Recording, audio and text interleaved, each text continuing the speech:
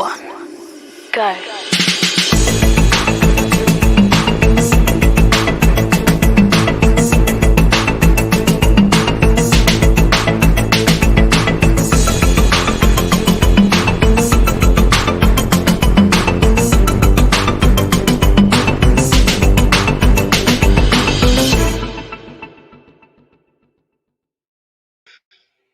Hello and welcome to Writer Mother Monster. I'm your host, Laura Ehrlich, and our guest tonight is Kim McLarin.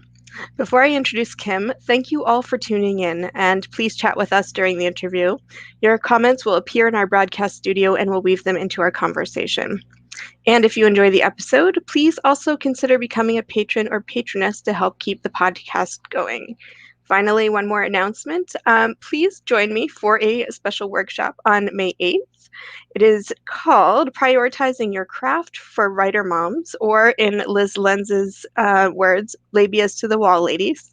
And in this workshop, we'll share strategies for prioritizing our craft, explore examples set by other writer moms, do writing exercises, and share our prose, and you'll leave the workshop energized and armed with a plan for recommitting to your creative work. The link is on the Writer Mother Monster website under classes.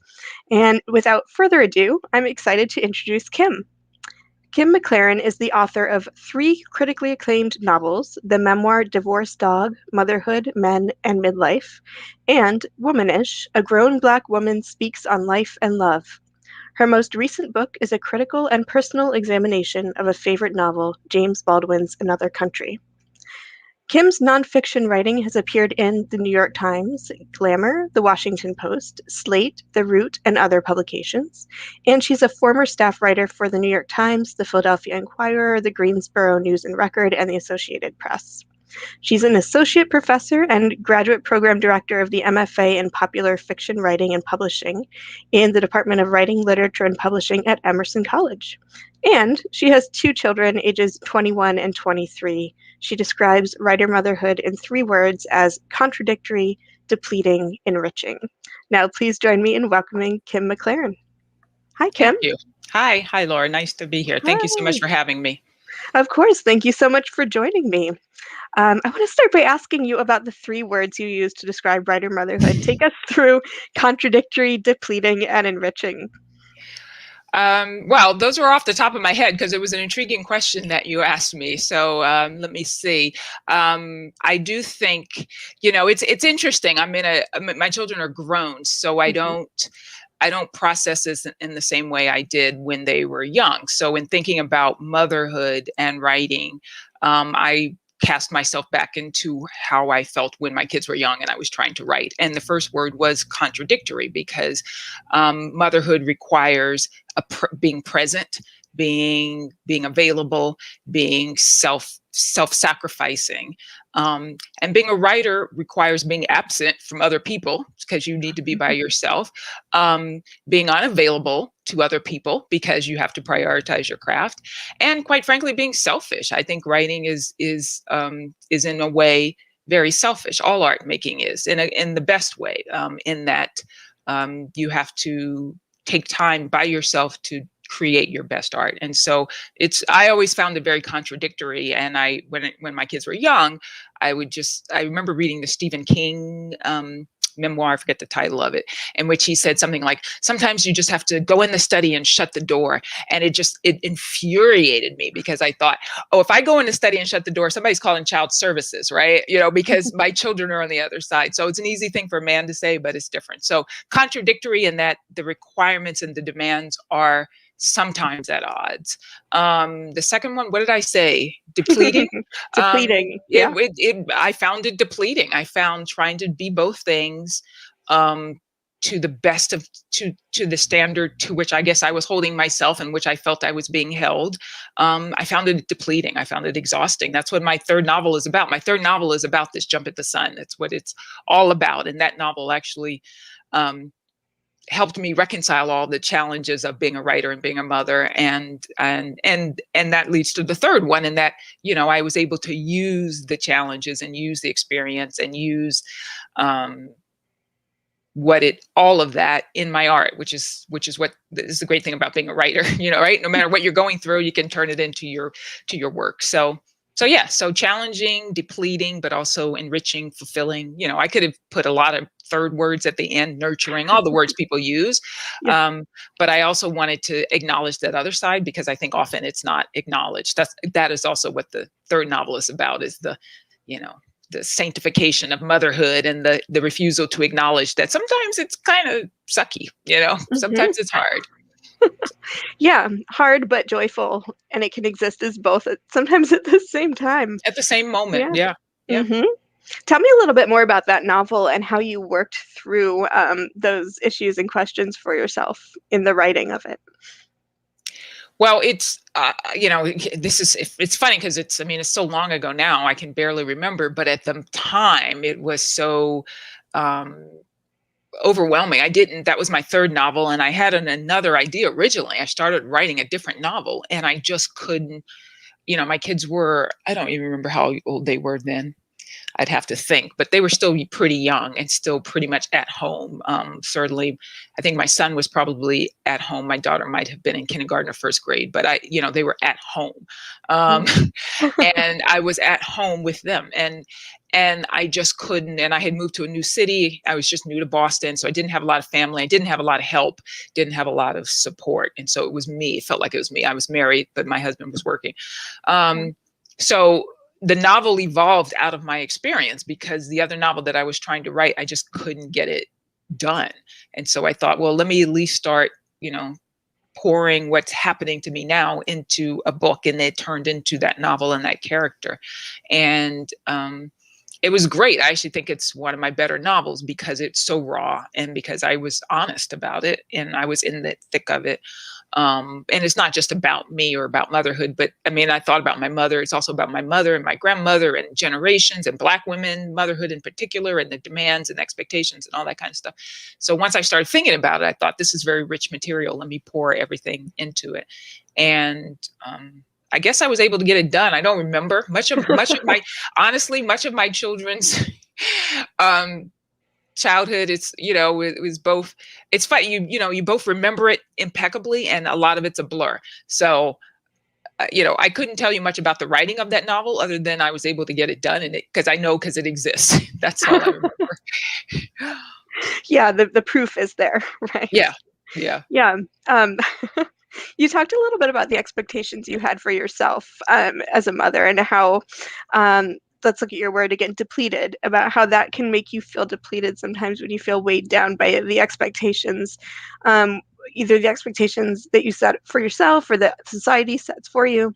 Can you tell me a little bit more about that? What kind of mother did you, what was the standard you were holding yourself to? I guess, let's see.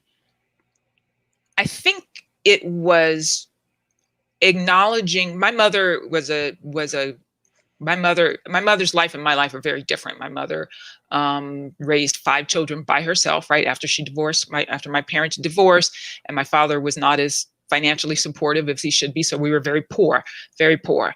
And that was a struggle for her. And she did a tremendous job, given what she had.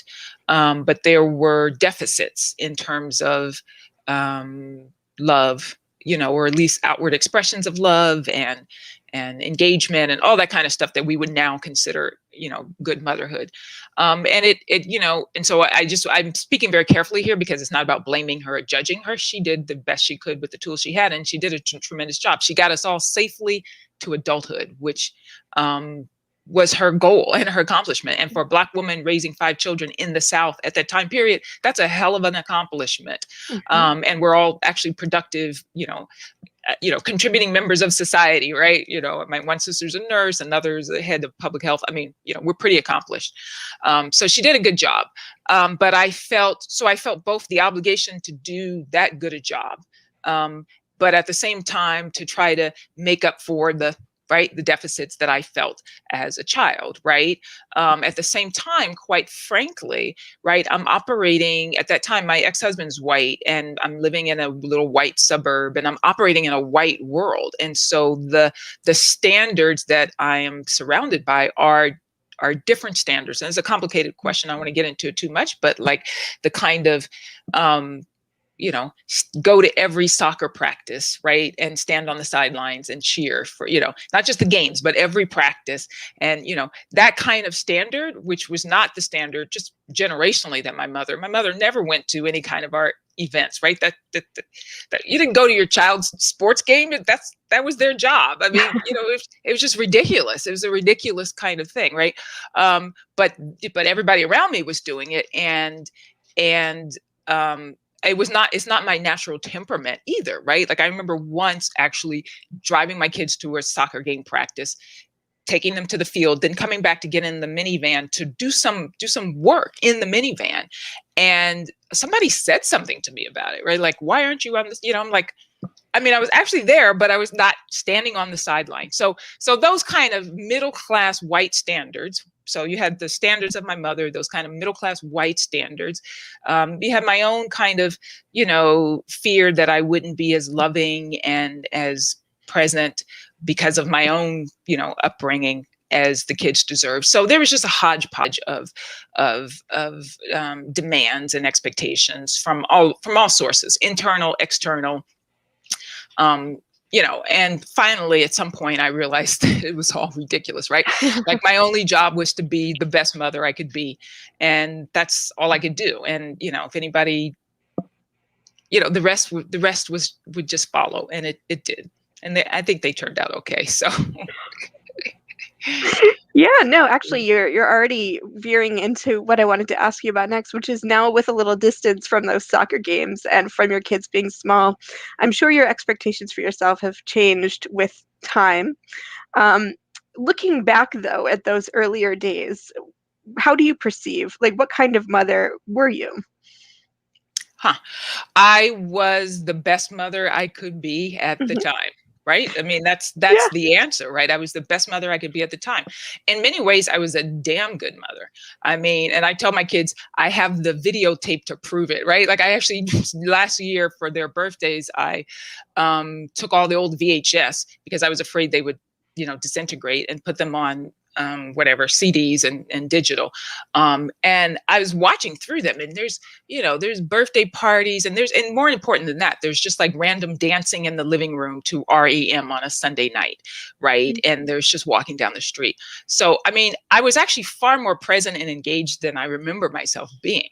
Right. And I was far more giving of myself than I remember myself being. If you had asked me that question 5 years ago, I probably would have said I wasn't as good a mother as I should have been. I would have been much harder on myself. Mm-hmm. Now, in retrospect, I know not only was I the best mother I could have been, I was actually a pretty damn good mother, right? In many, many ways. I mean, I did everything. I baked cookies. I hid Easter eggs. I sprinkled oatmeal on the snow so that Santa's reindeer could eat it, and then, went out later and stomped it in the snow so that it looked like the reindeer had eaten. I mean, I did everything, right? And more importantly, I think I tried to teach them about who they were. I tried to teach them about the reality of growing up Black in this society. I tried to make them understand, to teach them to be proud of their history. I tried to teach them to care about other people and not put self development, to basically to not aspire to those American middle-class white values that can often be so destructive. And I can tell from the young people that they are today that I think I did a pretty damn good job, because they're pretty awesome young people. And I think they are contributing and will contribute to the world in important ways. And that's all I think that's the job. I don't care what they accomplish, although, they're on their way to accomplishing a lot, but who are they as people? They're good people. So I think I did a good job. It sounds like you did. Yeah, definitely. I think I did. I think you did. We have a question here from Kennedy S. Miller, but I think that you just answered it. She asks, she said she's interested in what you said about your mother accomplishing her goal as a mother. So what would you say some of your goals are as a mother? And again, I think you just articulated them, but is there anything else you would add to that?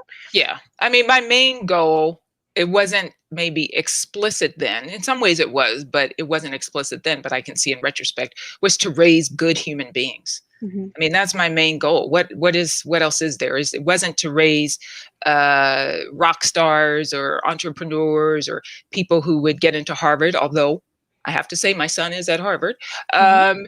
Um, but it wasn't to raise accomplished people. It was to raise good human beings, caring human beings, because God, there's so many uncaring human beings out there, and to raise thoughtful human beings. That's the job to me, is to raise good human beings who can stand on their own and make their decisions. That's the other thing I did, um, which again, 5 years ago, I might have been uncertain about it. Was I too, I was not a helicopter parent, right? I really wanted to teach my children to take agency and to take initiative and to learn to navigate the world. I think that's the job, and I think I did that. And so those were my goals. Those are my goals as a Yeah. mother, and and quite honestly, also to my other goal was to not lose myself in the process, because that's what my mother did to some extent, and it cost her. And it's too bad, because she's still with us, thank God, but she could have done so much with her life as a woman, right? So Mhm. my other goal as a mother was to mother as well as I could without sacrificing Kim, and I definitely did that. Yeah, I hear that from so many people, and in part that's why I started this series, is because that was my biggest fear in becoming a mother, was the idea of losing myself. And part of that for me was writing, because that's how I attach value to myself in many ways.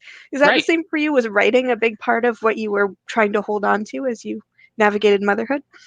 Oh yeah, absolutely. Because I knew I was a writer long before I had any interest in having children. In fact, Yeah. I wasn't sure until the last minute whether I wanted to have children. But like, a writer was who I was from the time since I was 6, really. Like, I kind of Hmm. knew really early that I wanted to write. And so if you ask me to identify who I am, writer would be up there, quite honestly, far earlier than mother. I think of myself as a writer who has children before I think of myself Yeah. as, right. I never defined myself. Even when my kids were young, I rarely defined myself as a mother, and I certainly didn't define myself as a mom.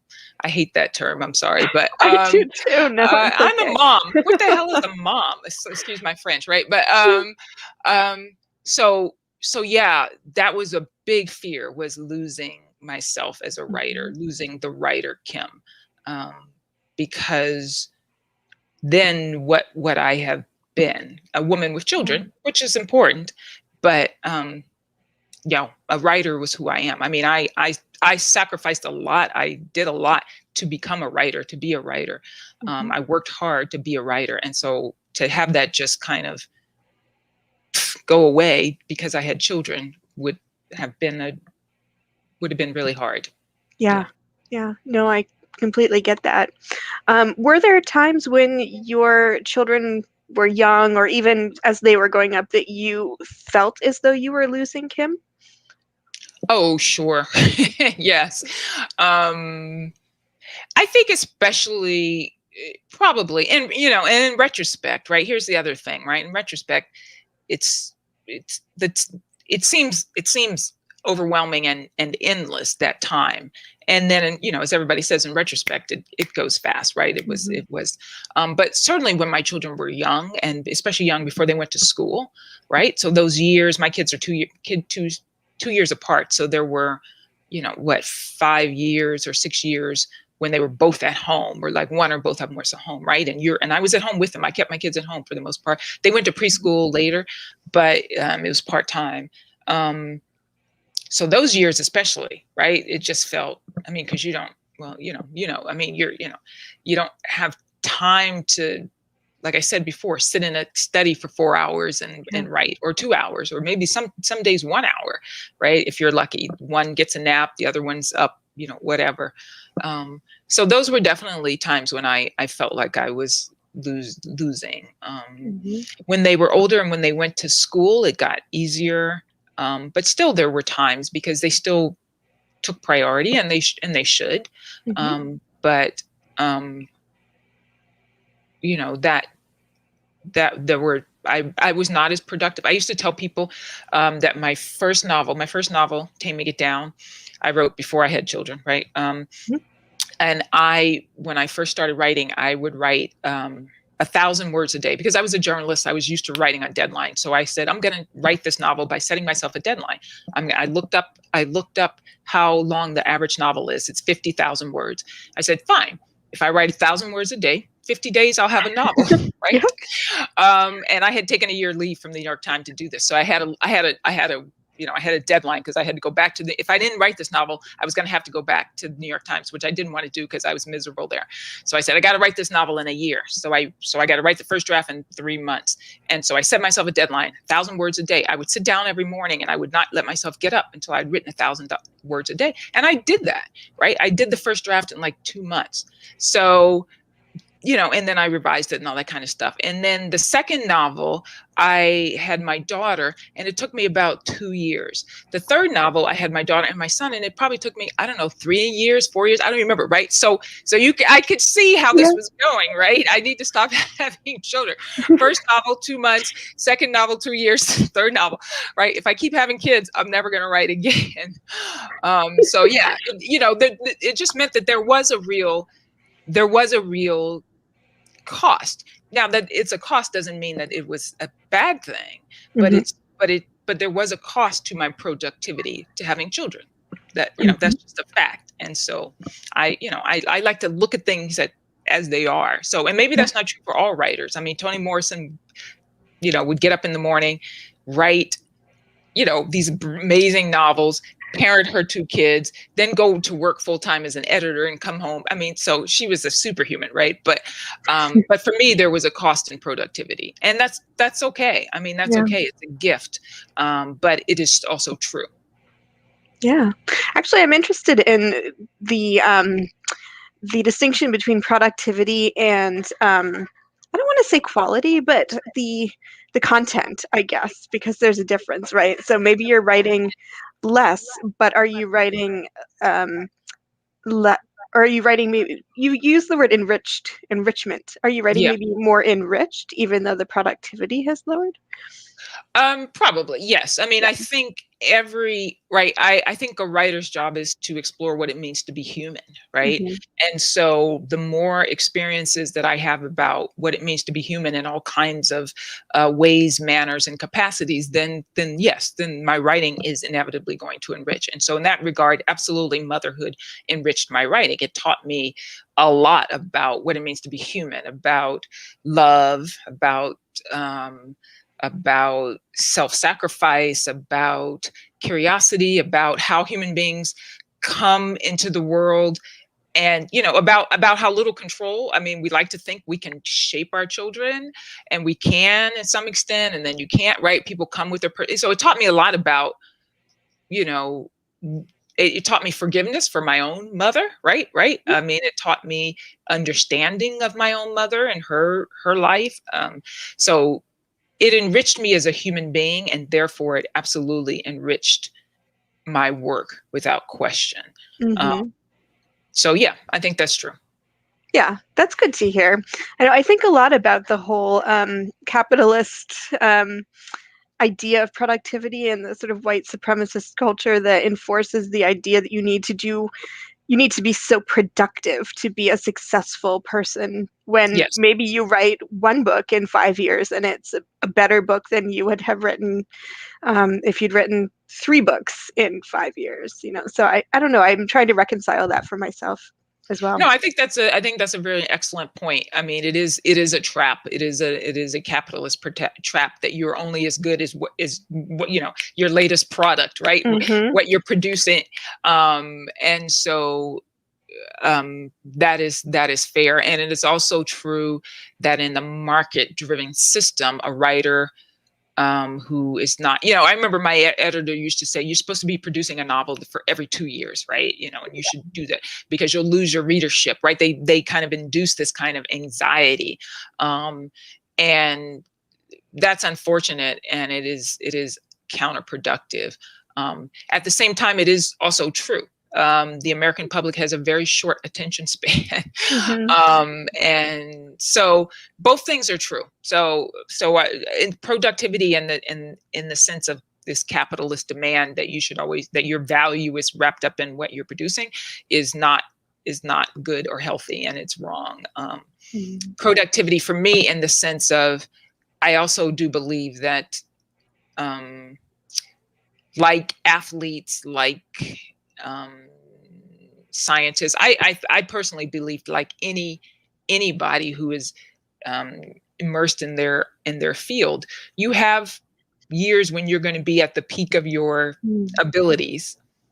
And so for me, what I meant by productivity is that I it would be good to produce the best things I can while I'm at the peak of my productivity, right? Does that make sense, right? Yeah, that makes sense. Yeah. The good thing about writing is you can keep writing, but I'm already starting to see, I'm 56, 57. Sometimes I forget, that some stuff I'm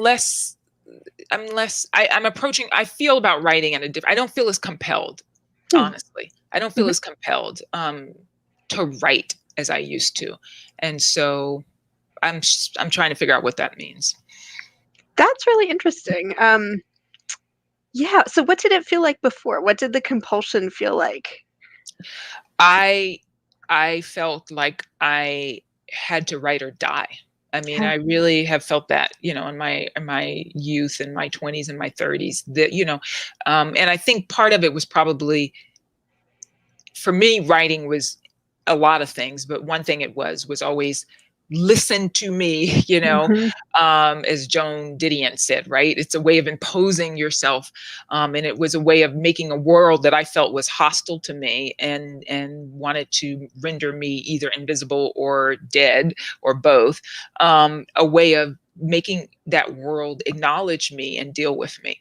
And so it felt necessary, and just, like breathing, it was just necessary. And it doesn't feel that way anymore. And maybe, I think that's probably coming with age, and coming with, quite honestly, less belief that it makes a difference in changing this society. I think I used to believe you could change America. I don't know that I believe that anymore. I'm sorry to say that, but I think it's true. So I don't know what's wrapped up. Like I said, I'm currently figuring this out, and I'm writing an essay about it, about why might not want to write anymore, why I might retire from writing, right? Yeah. So I'll write an essay about it and see what I think about it. Still writing to figure out Yeah, about your yeah, will to write. Yeah. yeah, That makes and sense. figuring out, and as Didion said, I write to understand what it is I'm thinking. That was the Mm-hmm. other reason writing was so necessary for me, because it's in the process of writing that I understood what I thought, and what I feel, and what I believed. And now I think I know more about those things without having to write. So. Yeah, no, that makes perfect sense. And actually, it leads into a question here from Lucette Tulp. Hi, Lucette. And you've in part already answered this. She says, "How have you ever lost desire to write? If so, how did you manage? If not, how did you maintain the will and desire to continue writing?" So it sounds like you're grappling with that right now. But were there I remember times? Yeah. earlier, when my kids were young, did I lose the desire? No, I don't remember losing the desire back then. I remember losing the energy to do it, right? Yeah. The time and the energy. But I always had like a million things I wanted to write. I've never been a person who, I teach writing, right? I'm a professor of writing. And so I tell my students, ask me about writer's block. And I say, I don't personally believe in writer's block. I don't believe in it. I believe if it's not coming, it just means you don't know enough. It depends on what you're writing. If it's your novel, maybe you don't know enough about your characters. Maybe you don't know enough about the questions that they're asking. Maybe you don't know enough about the world in which they're building. If it's an essay, maybe you don't know enough about what you're trying to investigate. When I feel stuck, I'll say stuck, not blocked, I go for a walk or hike or go out and garden or do something physical. And almost inevitably, I'm telling you, 90% of the time, it works, right? So So all of which is to say, I don't really believe in writer's block. It's just a kind of part of the process. And so there were times when I was stuck, or were times when I couldn't figure out, but that didn't mean I didn't desire to write. This is actually the first time in my life that I've lost the desire to write. That's why I'm talking about it, because it's surprising, right? It's like, what is this? But again, the good thing about being a writer is that you can be curious about what's going on instead of frightened by it. So I'm curious about it. So I don't know what I'm going to do about it. I'm going to write about it and see if I can figure out what it is. And it may be that I've said everything I had to say. I mean, it may be as simple as that. And that would be okay. If I've said everything I had to say, then I'll go, I'll open a bakery or something. I can do other things, right? I mean, I actually do other things, right? I like baking, I like sewing. So, it'll be okay. Yeah. Yeah. Tell me a little bit more about changing the world. So I'm wondering if, well, first, when did the sort of waning of interest in writing happen? Did it coincide with this last year that you and I were talking about before the interview started, about just all of the things that we're dealing with right now? Do you think that has anything to do with it, or is that separate?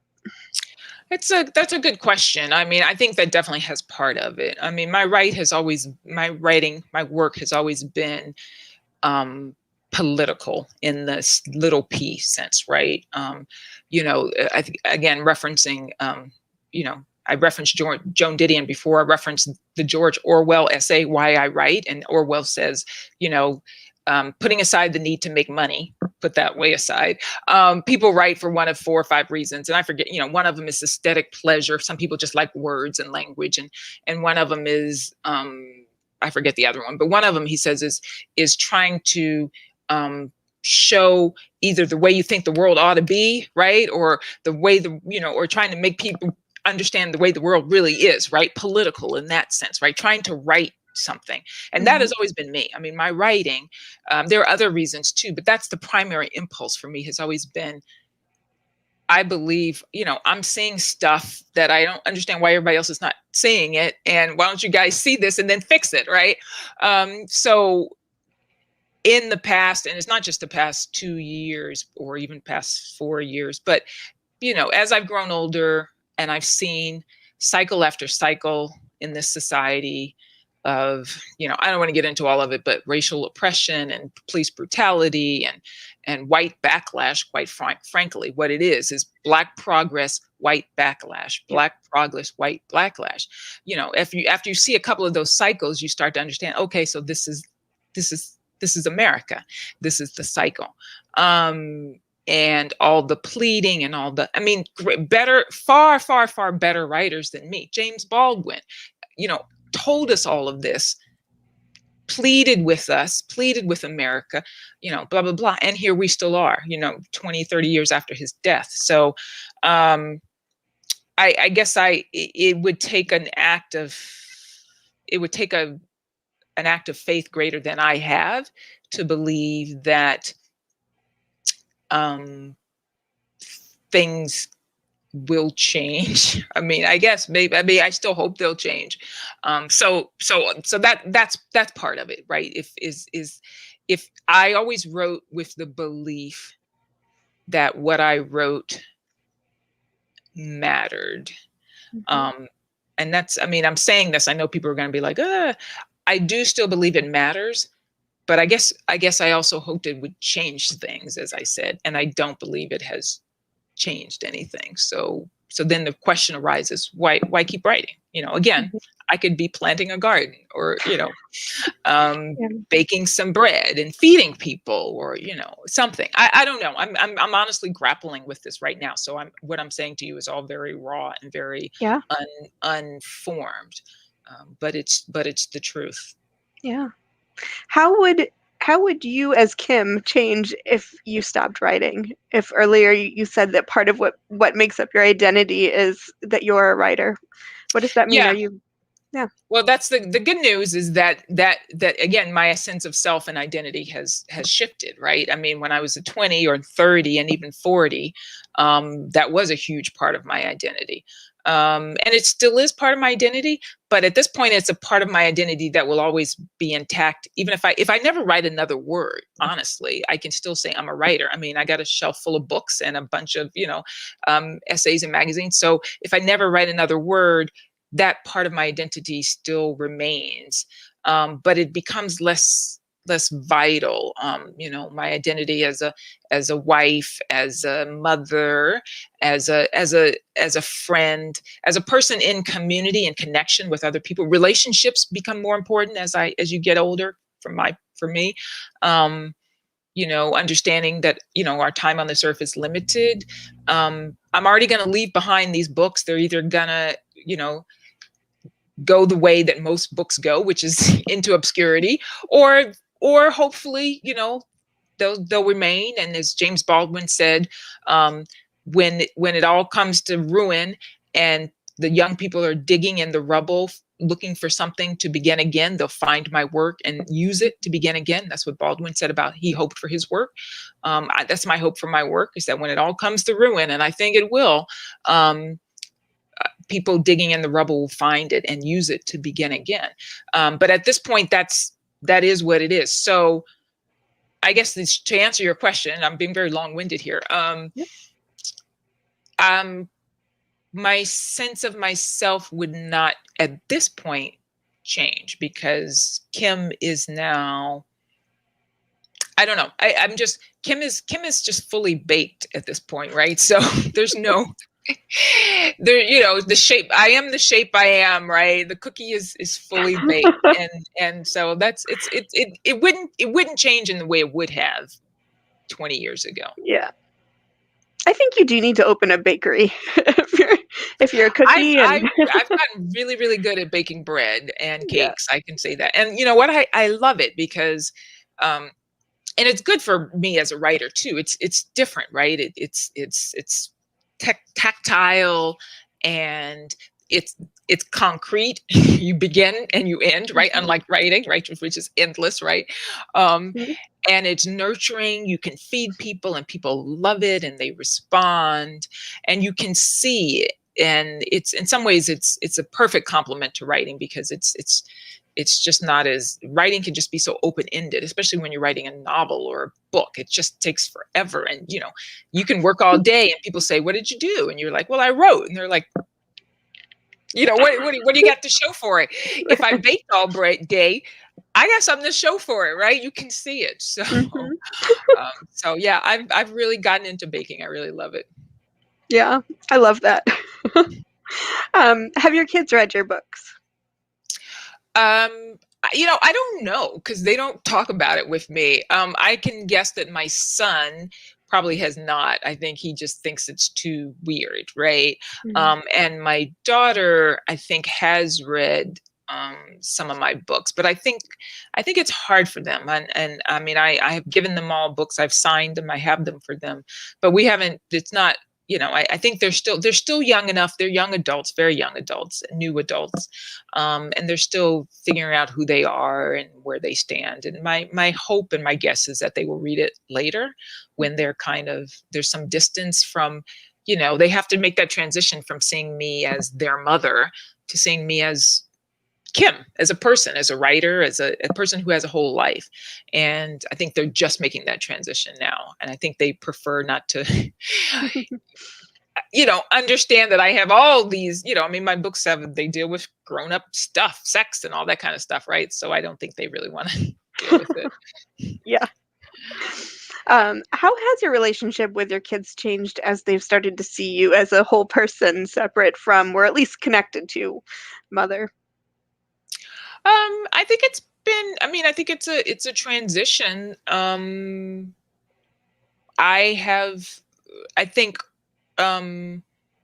think when they were younger, they might have wanted a more traditional mother. Traditional. They might have wanted a mother who revolved her sense of self around them more completely. Again, I was very adamant about not doing that, right? I kept working. I taught, I was teaching. Once they were in college, once they were in school, I was working, and I kept writing and teaching and public speaking. I do a lot, right? So I think when they were younger, they might have wanted a mother who was more like, you're too young to know Ozzie and Harriet, but you know what I mean? Like that, I don't know what the contemporary reference would be. I don't watch TV that much anymore.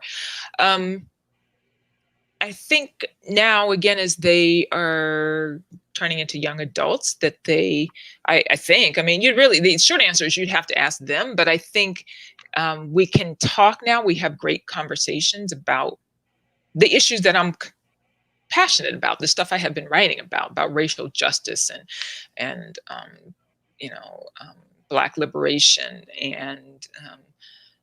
and so now we can talk about those things as adults. And I think they often, come to me with questions about them because they know that they're, this stuff I've invested time and energy into it.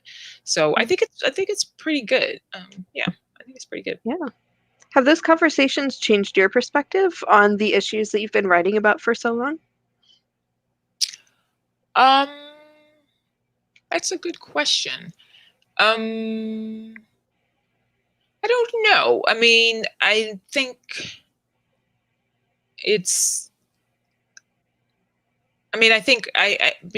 hard to say. I don't know that those conversations in particular have. I think and the reason I say that is because I also teach young people. I teach people who are my kids' age. So I'm in conversation with young people all the time. And those conversations collectively have exposed me to things that I was not aware of, and opened my eyes about things, and made me think about things differently, or I wouldn't say differently, but they've expanded my understanding, simply because this generation is dealing with stuff that is different, and I am aware of that, and so I do take that into consideration, and that does expand my consciousness. So, which I think is good. Yeah. Can you give me an example of one in particular? Maybe like one thing that they're dealing with that is different from your generation, and how it's caused you to think about that issue? Well, I think in terms of racial issues in general, and I see this with my kids and with students that I teach.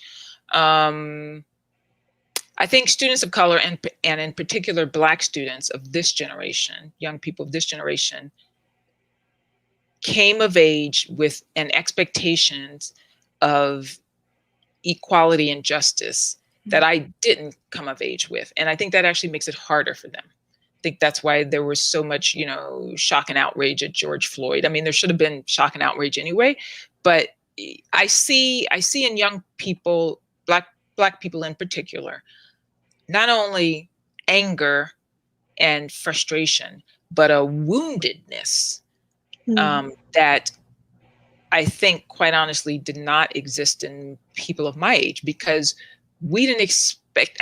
I didn't expect to be. I didn't expect to be loved, quite honestly, by America, right? I didn't go into white spaces, and I've lived and worked in white spaces all my life. Duke University, Philip Exeter, every New York Times, every place I've ever worked is a white space. But I never entered those spaces expecting to be welcomed and loved. My people of my children's age and my students' age often do enter those spaces expecting to be welcomed and loved. And therefore, when they're not, it is devastating in a way that it wasn't personally devastating for me. Does that make sense? That makes sense, yeah. And so I didn't realize that. And so this is something that I have learned. I would often be like, why are you guys so, my students would say, and this is really more my students than my kids, but my students would say that they were really hurt and they'd cry and crushed by, some racist comment by some professor, or some racist statement, or some lack of some microaggression, whatever. And I would say, yeah, that's outrageous. It's messed up. But like, why are you hurt by it? Like, anger, I can understand. Outrage, but hurt. And they explained it to me, and then I'm like, oh, now I understand. So those that's what I mean about, like, it has broadened my consciousness because their experience is different from my experience, and I have to honor their experience. And I feel very sorry for their experience, because it's, in some ways it's worse, right? It's worse because our parents taught us, my mother taught me, don't expect to be, don't expect to be loved. You're going there to get your degree, get your job, you're going there for business. And then you coming home to be loved. Don't expect to be loved there. Right. And so in some ways we were protected in a way that I think this generation was not. I don't know if that makes sense, but that's one example. Yeah, no, that does make sense. Tell me a little bit, sorry, there's an echo here. I hope you guys can't hear it, but just in my microphone. Oh. But tell me a little bit about James Baldwin's Another Country and your most recent book. Oh, so that is part of there's a small publisher, really wonderful small press called IG Publishing out of New York. They published my collection, Womanish. And they have a series called Bookmarked, which is about, in which writers write about a book which left a mark, right? So Bookmarked, very cute. And so they asked me to write about a novel that meant a lot to me. And I picked Another Country because it's my favorite James Baldwin novel. And it was an interesting experience to, I read it many, many years ago. So it was an interesting experience to go back and read it. This ties into what we're saying about, you change and you grow, right? To read it again and to read it critically. When I read it the first time, I read it as a reader, right? I loved it. And this time I read it as a writer and as a critic, really, or a literary critic. And so that's what this book is. It's an exploration of that. And it weaves in, some personal memoirs, history and connection, like that kind of stuff. But along the themes that are explored in that book, which are masculinity and Black womanhood and sexuality and sex and race relations, right? And the possibility of connection between all of those things. So it's my first book of literary criticism, right? I'm not a PhD. I don't have a PhD in literature, although I have been teaching some literature classes. And so it was a really wonderful opportunity to exercise those different muscles, which is different than writing novels and different than even writing an essay, right? Writing fiction, writing nonfiction, and writing criticism. These are different. So I enjoyed it. I think it's really interesting. Yeah, actually, let's talk a little bit about the different types of writing that you do and have done. I'm just looking at the list here in your bio. So you've got novels, you have memoirs, you have critical and personal examination, the James Baldwin novel. You're a journalist, and you ghost wrote a book with the daughter of Malcolm X. So tell me just a little bit about all of those different types of writing. Where did you start? Like, where was your entry point into writing? I've also written a one-woman play. A one-woman play. I wrote that. Actually, I turned my memoir, Divorce Dog, I turned that into a one-woman play, and that's in development right now. Hopefully it'll be coming to the stage. Possibly in Connecticut. I'll let you know. Please do. Yeah. Very soon in Hartford, I'm hoping. So I think I always when I was younger, really up until I don't know the age, but until middle age, I consider myself a novelist first and foremost. Fiction was my first love. And that's what I wanted to do. And that's what I wanted to be. And that's what I wanted to write. And that's the first thing I published. I published a couple of short stories early on. I never considered myself a short story writer. I do think they're different muscles. It's just me. I think it's like, sprinters versus marathoners, right? Some people can do both, but most people are going to be better at one or the other. And I was never good at sprinting short stories. I've never really gotten the short story thing, although I would love to. And I may do that now because it's easier to write than novels. But so I consider myself a novelist, and I wrote and published my first novel. That was my first major work. So I consider myself a novelist for a long time. And then I wrote essays. I turned to nonfiction really out of self-preservation. Quite frankly, I needed a book for tenure. Yeah. That's the truth. I needed to produce a tenure book, and they wouldn't consider my 3 novels because I had already published them before I went on the tenure track. And so it was easier to write these essays. I had published a couple of these little essays, but someone asked me to put together a collection, and I just discovered that I actually liked nonfiction. I'd avoided it for a long time.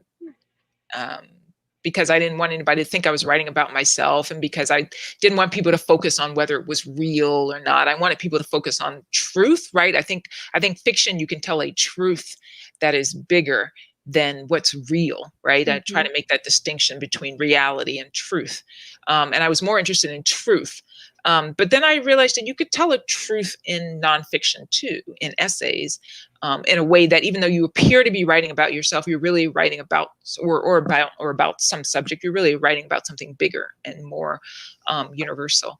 And so I actually really like writing essays now. I find them it's just focused. They're like just like little ways to hit a subject and then get out of it. Yeah. And so, yeah. And then I wrote that play, which is fun. I don't think I'll write any other plays. Playwriting is a whole different monster. I don't think I would do that. And the ghostwriting is just in co-writing. The book with Ilyasah Shabazz was actually co-writing because my name is on that book. But I've done other ghost-written books where my name is not on it, and I can't tell you who they are.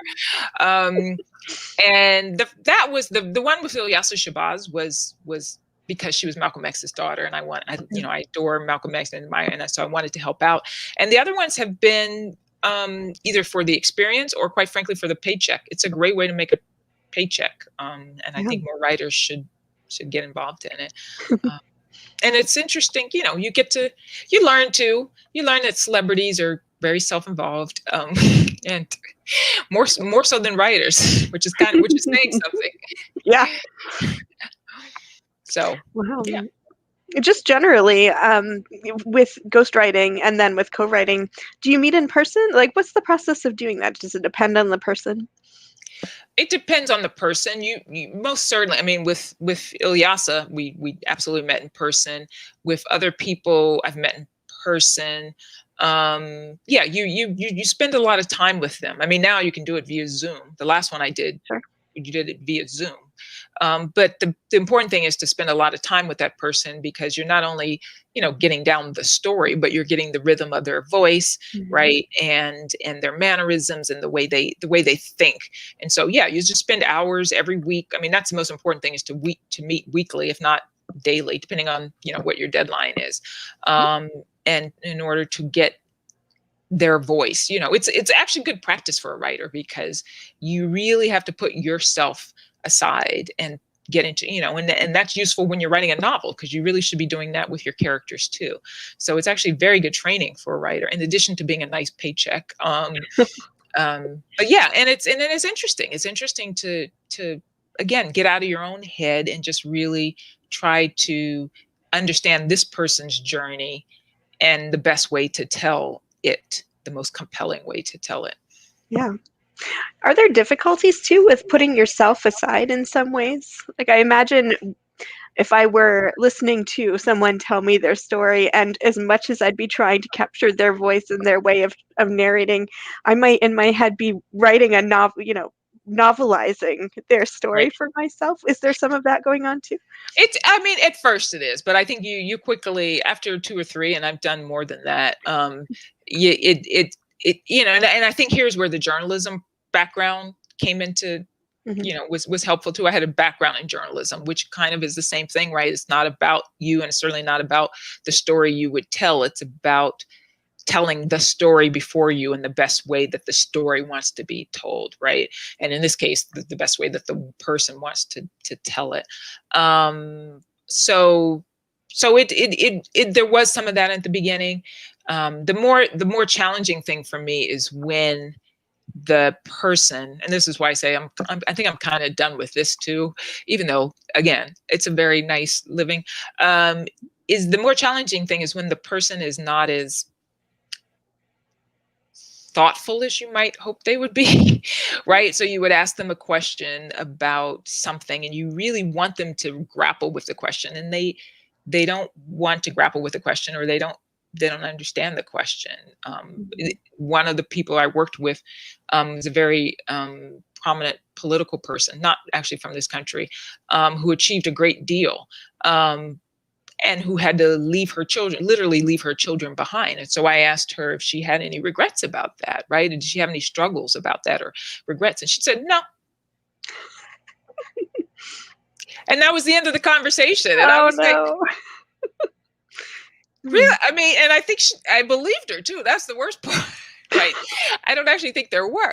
So like, how do you write that? Because for me, writing is about being honest, right? If you ask me, I will tell you, right? I mean, and in my essays about motherhood and then in Jump at the Sun, I put down all my honest, conflicting feelings about motherhood. If I'm not going to tell the truth, what's the point in doing this, right? Mm-hmm. So when I'm working with somebody and they're like, nah, that's frustrating. You're like, wow. It's a short chapter, right? Yeah, right. Okay, next chapter. Right. And since we're coming up on an hour, I think let's end with if you could give a message to writer mothers who are listening, in whatever stage they're in, it doesn't matter. But what message would you give them? Give us. Wow, I'm not good about giving advice or messages. I do appreciate you said message.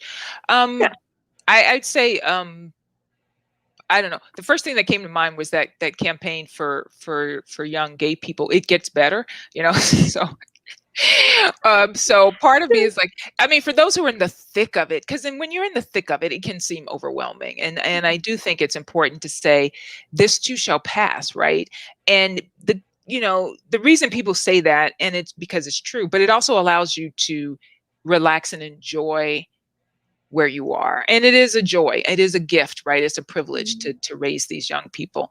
And if you can really, really understand that it really will get better, I mean, that they really will pass, you will be able to get your life and yourself back, then you can really relax. So I would say that, but I would also say, always save a part of yourself. I think that's important, right? And it's important for your kids too. And I think it's especially important, and I'm glad that I did this for our daughters, to see us not totally, negate ourselves in the service of motherhood. I think that's a gift to you, and it's a gift to your daughter and to your son too. So he won't have the expectation that his partner will. So it's a gift to our children as well as to ourselves, to love them with everything, to give everything, but always, give 90%, but save 10. Well, I don't want to that's not good. Maybe 70, 30. I don't know. I don't want to put a figure on it. Save some for yourself. 90 is not, that's too much. Maybe 70, 30, 75, 25. I don't know. Whatever percentage works for you. Whatever percentage. You determine. That's up to you. Yeah. Thank you, Kim. This has been such a pleasure, and I love that final message, and it's been just great talking with you. Well, thank you for having me. I really enjoyed it, and I'm glad we were able to make it work. Me too. I'll stick around for a second while I say goodbye to the listeners, and I'll be right back with you. But thank you, Kim. Hi, everybody. Thank you so much for joining us again tonight. And as a reminder, you can watch the video again, listen to the audio, read the transcript, all on writermothermonster.com. You can also become a patron or patroness by hitting that button on the website and helping me to keep this podcast running. And as a reminder, please also join me for a workshop on May 8th. I think it's the 8th. Check out the classes button on the website. It's for writer mothers, and we will be strategizing how, as Kim said, to keep part of ourselves, how to prioritize our writing. We'll read examples of other writer mothers, and we'll just generally support one another in pursuing our work. So thank you all again for joining us tonight, and I will see you on Saturday for another episode of Writer Mother Monster. Good night.